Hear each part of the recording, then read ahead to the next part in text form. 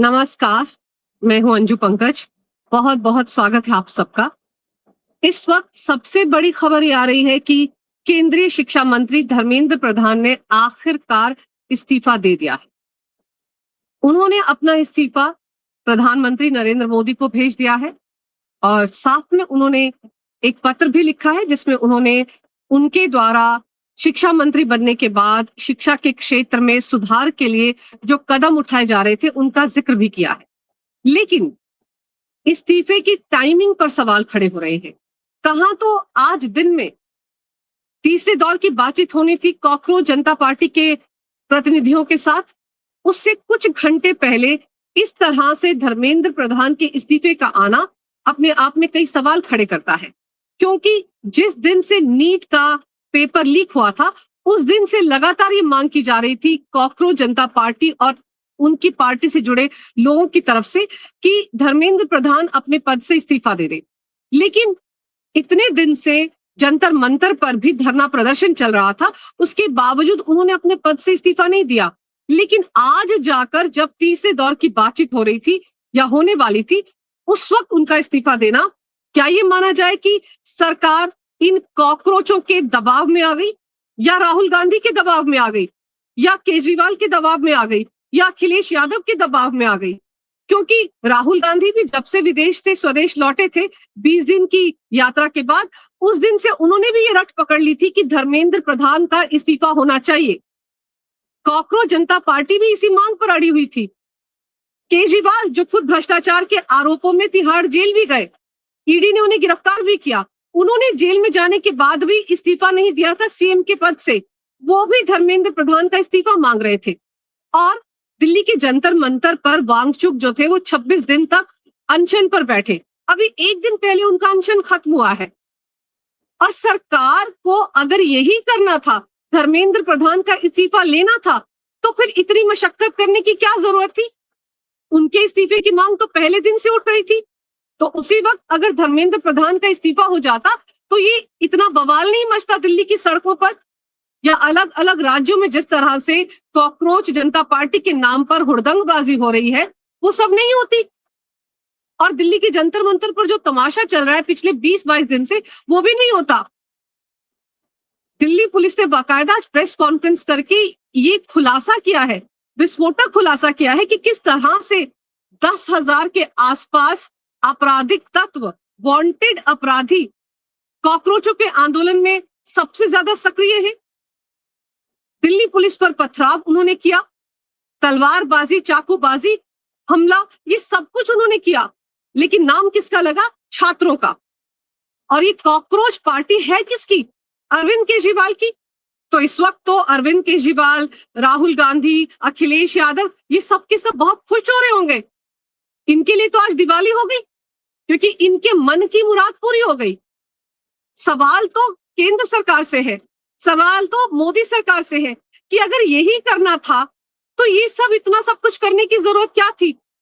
फिर कॉकरोचों के साथ बातचीत करने की भी क्या जरूरत थी?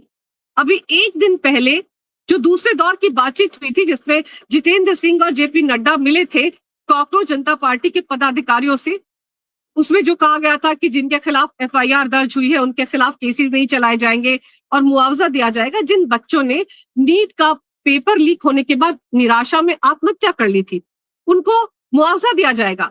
जब ये दो शर्तें मान ली गई थी, उसी वक्त ये कहना चाहिए था सरकार को कि या तो धर्मेंद्र प्रधान का इस्तीफा ले लो या ये दो मांगे मनवा लो।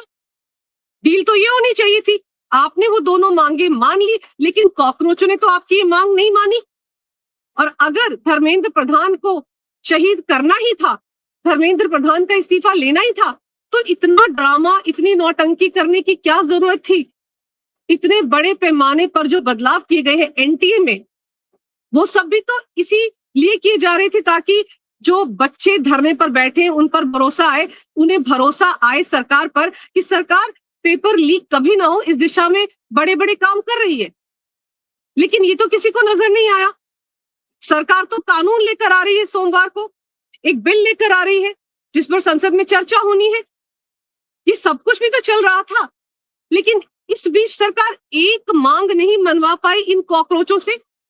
तो साफ है सरकार कॉकरोचों के सामने झुक गई। आज मुझे कृषि कानून के नाम पर जो धरना दिया गया था किसानों द्वारा वो याद आ रहा है। उसमें भी तो यही सब कुछ हुआ था। 13 महीने तक सिंघू बॉर्डर पर क्या क्या तमाशे नहीं किए किसानों ने, और आखिर में 3 कृषि कानून वापस लिए थे मोदी सरकार ने। तब कहा गया था कि देश हित में ये फैसला लिया गया है, और हो सकता है कि ये फैसला भी देश हित में किया गया हो, क्योंकि जिस तरह के खुलासे दिल्ली पुलिस ने किए हैं कि 10,000 आपराधिक तत्व जंतर मंतर पर एक्टिव थे, जिनके बारे में पता चला है कि वो कुछ पार्टियों ने उन्हें बुलाया था, और फिर ये जो कॉकरोच आंदोलन था इसकी तो फंडिंग भी बाहर से हो रही थी। सब तरह की बातें तो सामने आ रही थी। जमाते इस्लामी बांग्लादेश में बैठी हुई है, वो इनको समर्थन दे रही थी। पाकिस्तान में एक मुल्ला कह रहा था कि जंतर मंतर पर दिल्ली में जो कुछ हो रहा है हमारे लिए बहुत अच्छा है। और फिर आप याद कीजिए, ये जंतर मंतर पर जितने लोग बैठे हुए हैं धरने पर, उन सबके खाने पीने की व्यवस्था कौन कर रहा था? हर रोज 22 लाख रुपए खर्च हो रहे थे लंच, ब्रेकफास्ट, डिनर और स्नैक्स पर। वो पैसा कहां से आ रहा था? कोई तो उसको समर्थन दे रहा था, क्योंकि कतर से, दुबई से उसके लिए बाकायदा पैसा आ रहा था। जोमेटो और स्विगी पर ऑर्डर आ रहे थे, ये सब कुछ चल रहा था। विदेशों से फंडिंग हो रही थी। नेपाल बना देंगे दिल्ली को, पीएम आवास में घुस जाएंगे, और पीएम मोदी को लेकर कितनी भद्दी भद्दी गालियां इस आंदोलन में दी गई। इन सबको तो देखना चाहिए था धर्मेंद्र प्रधान को। इस्तीफा देने की क्या जरूरत थी, या मोदी सरकार को उनका इस्तीफा अब लेने की क्या जरूरत थी? इससे एक अच्छा मैसेज नहीं गया है, एक पॉजिटिव मैसेज नहीं गया है।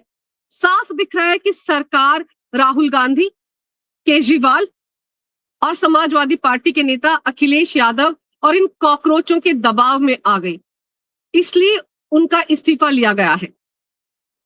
इस्तीफा लेना था तो पहले ले लिया जाना चाहिए था। इतना ड्रामा नहीं करना पड़ता, इतनी मशक्कत नहीं करनी पड़ती। अब देखिए वो जो 20-20, 21-21 साल की सोशल मीडिया पर इन्फ्लुएंसर्स लड़कियां आ रही थी, किस तरह की बचकानी और भद्दी बातें कर रही थी, कैसे प्रधानमंत्री मोदी को कोस रही थी। ये सब कुछ नहीं होता अगर समय पर धर्मेंद्र प्रधान का इस्तीफा ले लिया जाता। शुरुआत में जब ये मांग उठी थी उसी वक्त अगर इस्तीफा ले लिया जाता तो ये सारा कुछ देखने को नहीं मिलता। लेकिन हो सकता है इस बहाने मोदी सरकार इस आंदोलन की आड़ में जो एंटी नेशनल्स है उनको एक्सपोज करना चाहती थी, उनकी पोल पट्टी खोलना चाहती थी। लेकिन जंतर मंतर पर जो कॉकरोच आज भी पुलिस पर पथराव कर रहे थे, वहां पर पुलिस को आज लाठीचार्ज भी करना पड़ा है, और सीआरपीएफ की 20 बटालियंस भी वहां पर उतार दी गई हैं। तो अब देखना यह होगा कि जंतर मंतर पर अब पुलिस का एक्शन क्या रहता है। अब धर्मेंद्र प्रधान ने इस्तीफा दे दिया है, तो जितने भी लोगों ने रायता फैलाया है छात्रों के नाम पर, नीट के पेपर के नाम पर, जंतर मंतर पर, अब उनका एक एक का हिसाब होना चाहिए।